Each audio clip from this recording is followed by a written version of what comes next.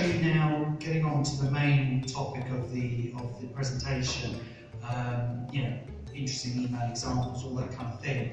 And some of those we're working on in the real-time personalization space, which for some of us is quite interesting.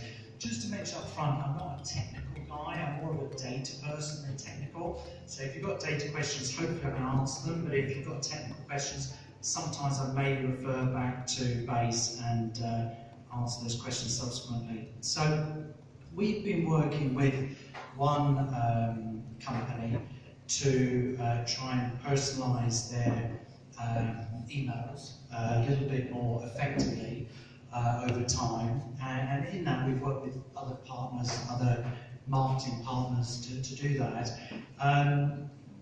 Not allowed to expressly say who they are, but some of you may recognise them from some of the kind of brand colour coding in this example. But these are just some of the examples of emails we've done recently where we have taken the content to real-time data.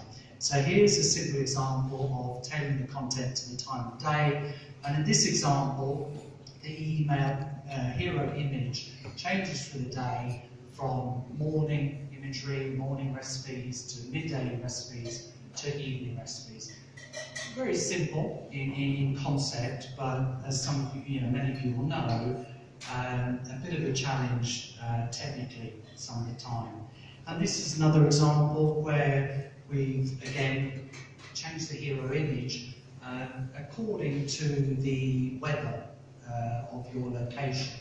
So as we know, we can check your location, we can triangulate your location often by according to where you log in, your device, and then we can take a weather feed from a third-party provider such as IBM, and using that we can make take the forecast of the local weather, and then we can change the hero image. So if it's raining, you can get your indoor recommendations, and if it's sunny, you can get more barbecue recommendations.